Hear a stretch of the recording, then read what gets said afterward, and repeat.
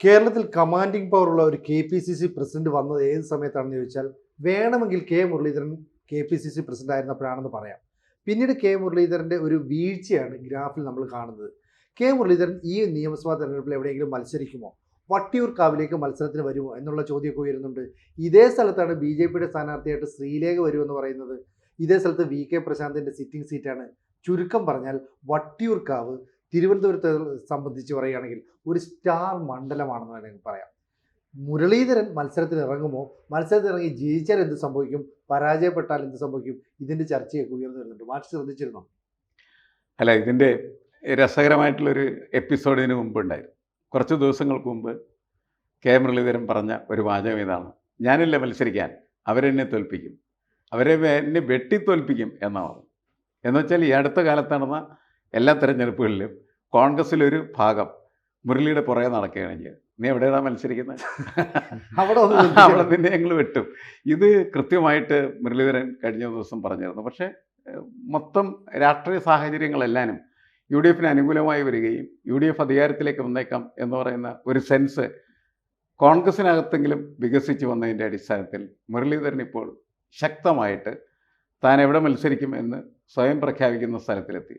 വട്ടിയൂർക്കാവ് അദ്ദേഹത്തിൻ്റെ ഒരു മണ്ഡലമാണ്. ശരിക്കും വട്ടിയൂർക്കാവിൽ അദ്ദേഹം വിജയിച്ചിട്ടുള്ളതാണ്.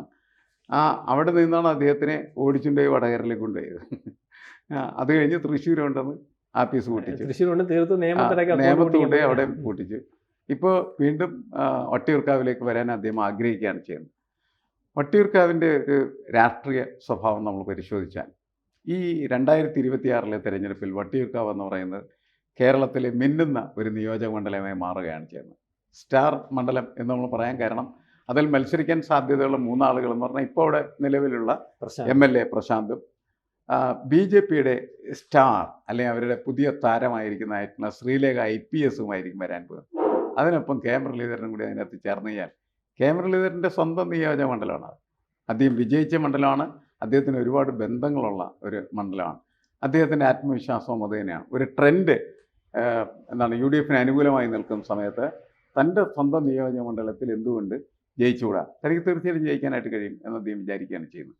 അപ്പോൾ ഈ 3 പേരും കൂടി ഏറ്റുമുട്ടിക്കഴിഞ്ഞാൽ എന്താണ് സംഭവിക്കാൻ പോകുന്നത് എന്ന് നമ്മൾ പരിശോധിക്കുന്നത് നല്ലതാണ്. കാരണം ഈ തെരഞ്ഞെടുപ്പ് അനാലിസിസിലെ ഏറ്റവും നല്ലൊരു അനാലിസിസ് ആയിരിക്കും വട്ടിയൂർക്കാവിൽ മുരളീധരൻ മത്സരിക്കുമ്പോൾ പ്രശാന്തും അതേപോലെ തന്നെ ശ്രീലേഖയും എതിരായി വന്നാൽ എങ്ങനെയായിരിക്കും മത്സരം നടക്കുക, ഈ മത്സരത്തിൽ ആരാണ് വീഴുക, ആരാണ് വാഴുക, എന്താണ് പ്രശാന്ത് പറയാം? ഇതിനകത്ത് ആ മണ്ഡലത്തിന് ഒരു വലിയ പ്രത്യേകതയുണ്ട്. അദ്ദേഹം പറഞ്ഞതുപോലെ എല്ലായിടവും അക്കൗണ്ട് പൂട്ടിക്കാൻ ഇറങ്ങി സ്വന്തം അക്കൗണ്ട് പൂട്ടി കിടക്കുന്ന ഒരാളാണ് ഇപ്പോൾ മുരളീധരൻ. അപ്പം അദ്ദേഹത്തിനാണ് ഈ തിരുവനന്തപുരത്തെ ചാർജ് കൊടുത്തിരിക്കുന്നത്. തിരുവനന്തപുരത്തെ ചാർജ് കൊടുത്തതിനകത്തും പാർട്ടിക്കകത്ത് ഈ ഒതുക്കൽ സംവിധാനമുണ്ട്. കാരണം തിരുവനന്തപുരമാണല്ലോ ഏറ്റവും വീണ് കിടക്കുന്നത്. അപ്പോൾ ഇപ്പം അദ്ദേഹം അവിടെ ചെന്ന് ഏറ്റെടുത്ത് മുനിസിപ്പാലിറ്റിക്കകത്ത് എനിക്ക് തോന്നുന്നു കോർപ്പറേഷനകത്ത് 4-5 സീറ്റിൻ്റെ വ്യത്യാസമുണ്ട്. എന്നിട്ട് അദ്ദേഹം മത്സരിക്കുന്നില്ല എന്ന് പറഞ്ഞു നിന്നതിൻ്റെ കാര്യം തിരുവനന്തപുരത്ത് അദ്ദേഹത്തിന് ബോധ്യമുള്ള ഒരു നിയോജക മണ്ഡലം ശരിക്കും പറഞ്ഞാൽ ഇപ്പോഴില്ല.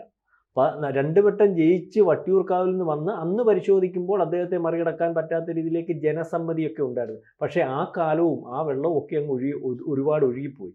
ഇപ്പം ഈ പറഞ്ഞതുപോലെ അവിടെ ട്രെയിനിങ് കൊടുത്തുകൊണ്ടിരിക്കുക. ഏതൊക്കെ മണ്ഡലം?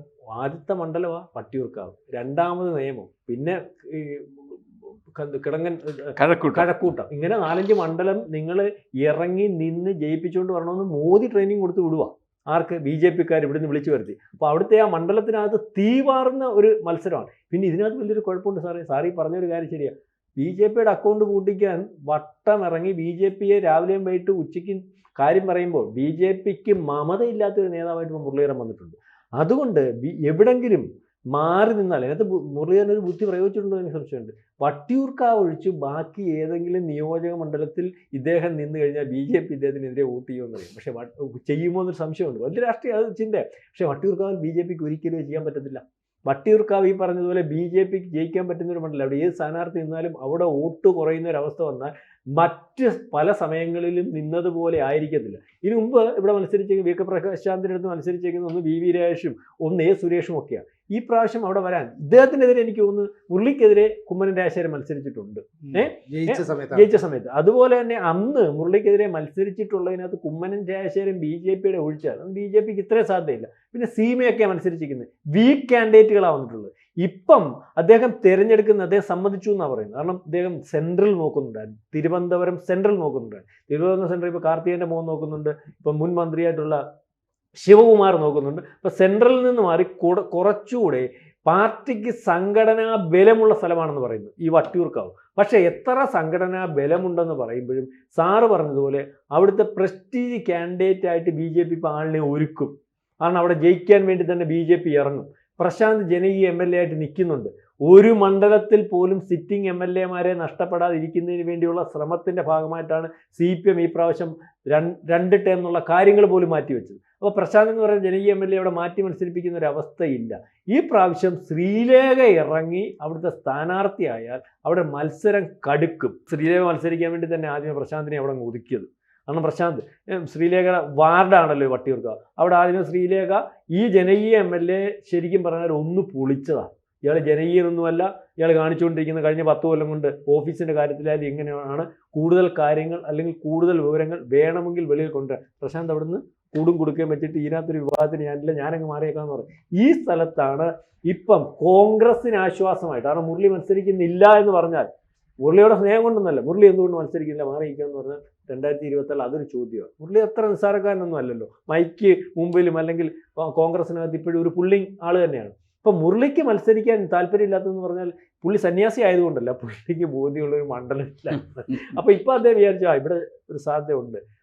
BJP എന്തായാലും കാലുവാരത്തില്ല. അവന്മാരുടെ അക്കൗണ്ട് പൂട്ടിക്കാൻ നടന്നു കഴിഞ്ഞാൽ ഇവിടെ ചെന്ന് നിന്നാൽ എൻ്റെ അക്കൗണ്ട് അല്ലെങ്കിൽ പൂട്ടിക്കാൻ BJP തുനിയത്തില്ല. കാരണം അവിടെ BJPക്ക് അക്കൗണ്ട് തുറക്കേണ്ടതായിട്ടുണ്ട്. ആ ഒരു കാര്യം. പക്ഷേ അവിടെ ജയിച്ചു വരുന്ന കാര്യം മത്സരത്തിൻ്റെ അല്ലെങ്കിൽ മത്സരം കഴിഞ്ഞ് മാത്രം പറയാൻ പറ്റുന്ന ഒരു സ്ഥലമാണ്. നമ്മൾ ഈ ത്രികോണ മത്സരം എന്നൊക്കെ പറയുമ്പോൾ ഏറ്റവും ആദ്യം ത്രികോണ മത്സരം നടക്കുന്ന തിരുവനന്തപുരത്താണെന്നും അതിനകത്ത് തന്നെ ഏറ്റവും കൂടുതൽ ത്രികോണ മത്സരത്തിൻ്റെ ബുദ്ധിമുട്ടുണ്ടാകാൻ പോകുന്നതും ഫോട്ടോ ഫിനിഷിങ്ങിലും കാര്യങ്ങൾ വരാൻ പോകുന്നതുമായിട്ടുള്ള ഒരു മണ്ഡലം തന്നെയാണ് ഇവിടെ. മുരളീധരൻ നേരത്തെ MLA ആയിട്ടിരുന്നിടത്ത് ഞാൻ ഈ പറഞ്ഞ പോലെ ഫേസ് ചെയ്തിട്ടുള്ള നല്ല കാൻഡിഡേറ്റ്സിനെ ഇല്ല. അതിനുശേഷം ഇപ്പോൾ VK പ്രശാന്തിനും അങ്ങനൊരു കാര്യമുണ്ട്. VK പ്രശാന്തും മത്സരിച്ച് ജയിച്ചിട്ടുണ്ടെങ്കിലും അതായത് പ്രോംപ്റ്റ് ആയിട്ടുള്ള, അതായത് മനസ്സിലാവില്ല, കിട്ട നിൽക്കുന്ന സ്ഥാനാർത്ഥികളല്ലായിരുന്നു. ബൈ ഇലക്ഷനും അല്ല, അല്ലെങ്കിൽ ആ ഏതോ ഒരു വീണ നായർ വരുന്ന ഒരു യൂത്ത് കോൺഗ്രസിൻ്റെ സ്ത്രീ വരുന്ന അവിടെ ഒരു പുള്ളിങ് കാൻഡിഡേറ്റ് അവരുടെ കൂടെ വന്ന ആരും ഇല്ലായിരുന്നു. പാർട്ടി പോലും വരെ സ്ഥാനാർത്ഥിയാക്കിയതിനകത്ത് ഇല്ലായിരുന്നു. പക്ഷേ ഈ പ്രാവശ്യം അങ്ങനെ ആയിരിക്കത്തില്ല. ഏതായാലും വട്ടിയൂർക്കാവിനകത്ത് നിന്ന് നമ്മൾക്കറിയാം മുരളി അക്കൗണ്ട് പൂട്ടിക്കുമോ, മുരളിയുടെ അക്കൗണ്ട് പൂട്ടുമോ, ഇപ്പം പൂട്ടിക്കിടക്കുമോ മനസ്സിലായില്ലേ, പൂട്ടുമോ എന്നുള്ള കാര്യം. ഏതായാലും തിരുവനന്തപുരത്തെ മത്സരം പ്രത്യേകിച്ച് വട്ടിയൂർക്കാവിൽ തീ പാറും എന്ന് തന്നെ വിചാരിക്കേണ്ടി വരും. ഒരു ഹൈ ക്ലാസ് മണ്ഡലം എന്ന് വേണമെങ്കിൽ നമുക്ക് വട്ടിയൂർക്കാവിനെ വിശേഷിപ്പിക്കാം. സമ്പന്നരുടെ, ഉദ്യോഗസ്ഥ പ്രമുഖരുടെ ഒക്കെ തന്നെ ഏരിയയാണ് ആ സ്ഥലം. അതുകൊണ്ടാണ് ഈ ശ്രീലേഖ IPS അവിടെ ഈ കോർപ്പറേഷനിലേക്ക് മത്സരിക്കാൻ ഇറങ്ങിയപ്പോൾ ജനങ്ങളുടെ അടുത്ത് ഇറങ്ങി ചെന്നു എന്നൊക്കെയുള്ള വാർത്ത വലുതായിട്ട് റിപ്പോർട്ട് ചെയ്യപ്പെട്ടെ. അതേ ശ്രീലേഖ BJP അവിടെ സ്ഥാനാർത്ഥിയാക്കാൻ ലക്ഷ്യമിടുന്നുണ്ട്. മുരളീധരനാണ് അവിടെ കോൺഗ്രസിൻ്റെ സ്ഥാനാർത്ഥിയായിട്ട് വരുന്നതെങ്കിൽ അഡ്വക്കേറ്റ് VK പ്രശാന്ത് എന്ന് പറയുന്ന സിറ്റിംഗ് MLA-ക്ക് അതൊരു ഭീഷണിയാണ്. എന്ന് പറഞ്ഞാൽ കേരളത്തിൽ പല മണ്ഡലങ്ങളിലും ഇനി ത്രികോണ മത്സരത്തിൻ്റെ സമയമാണ്. അതിൽ ഏറ്റവും ശക്തമായ ത്രികോണ മത്സരം ഇവർ 3 സ്ഥാനാർത്ഥികളായി വരുന്നതെങ്കിൽ വട്ടിയൂർക്കാവിൽ നടക്കുക തന്നെ ചെയ്യും അല്ലേ? വട്ടിയൂർക്കാവിൽ തീർച്ചയായിട്ടും അങ്ങനെയുള്ളൊരു ഒരിക്കലും നമുക്ക് ഇങ്ങനെ ഇന്നയാൾ ജയിക്കും എന്ന് പറയാൻ പറ്റാത്ത തരത്തിലേക്ക് കാര്യങ്ങൾ മാറ്റാൻ ഇതിന് കഴിയുന്നുള്ളൂ. ആരും ഏത് പൊളിറ്റിക്കൽ അനലിസ്റ്റ് ഇരുന്നും വിശകലനം നടത്തിയാലും ഇതിലാര് ജയിക്കുമെന്ന് പറയാൻ പറ്റാത്ത തരത്തിലുള്ള സാധ്യതകൾ അതിനകത്തുണ്ട്. നമ്മൾ ഇപ്പോൾ ശ്രീലേഖ അവിടെ മത്സരിക്കാൻ പറ്റുന്ന സമയത്ത് അവർ ഇതേപോലെ ഒരു ഇമ്പാക്റ്റ് ഉണ്ടാക്കുമെന്ന് പലരും കരുതിയിരുന്നില്ല. പക്ഷെ അവർക്ക് ഉണ്ടാക്കാൻ പറ്റും. കാരണം എന്ന് വെച്ചാൽ അവർ IPS ഉദ്യോഗസ്ഥയാണ് എന്ന നിലക്ക് നമ്മുടെ ഈ മധ്യവർഗവും ഉപരിവർഗവും അവർക്ക് വോട്ട് ചെയ്യാനുള്ള സാധ്യതകൾ കൂടുതലാണ്. അതാണ് യഥാർത്ഥത്തിൽ സംഭവിച്ചിട്ടുള്ളത്. കാരണം ഈ മധ്യവർഗത്തിൻ്റെയും ഉപരിവർഗത്തിൻ്റെയും താല്പര്യങ്ങൾക്കൊപ്പം നിൽക്കാനായിട്ട് കഴിയുന്ന കരുത്തുള്ളൊരു സ്ഥാനാർത്ഥി എന്ന നിലക്കാണ് അവർ ഉൾക്കൊണ്ടതും അവർക്ക് വോട്ട് ചെയ്തതും അങ്ങനെ അവർ ജയിക്കുകയും ചെയ്തു എന്നാണ് നമ്മൾ മനസ്സിലാക്കേണ്ടത്. പക്ഷേ ഇവിടെ വരുമ്പോഴുള്ള പ്രശ്നം എന്ന് വെച്ചാൽ പ്രശാന്തിനും അതേപോലെ തന്നെ മുരളീധരനും അവിടെയുള്ള എല്ലാ ആളുകളുമായിട്ട് നേരിട്ട് നല്ല ബന്ധമുണ്ട്. ആ ബന്ധം പക്ഷേ ശ്രീലേഖയ്ക്കില്ല എന്നുള്ള ഒരു പോരായ്മയാണ് അവരുടെ ഭാഗത്തുനിന്നുണ്ടാകുന്നത്. അപ്പോൾ നമുക്കെന്തായാലും ഈ ത്രികോണ മത്സരത്തിൽ ആരായിരിക്കും കിരീടം ചൂടുക എന്ന് കാത്തിരുത്ത് മാത്രമേ കാണാനായിട്ട് കഴിയൂ. ശരി. കൂടുതൽ വാർത്തകളും വിശേഷങ്ങളും നിങ്ങളിലേക്ക് എത്താൻ ABC മലയാളം സബ്സ്ക്രൈബ് ചെയ്യുക, ബെൽ ബട്ടണും അമർത്തുക.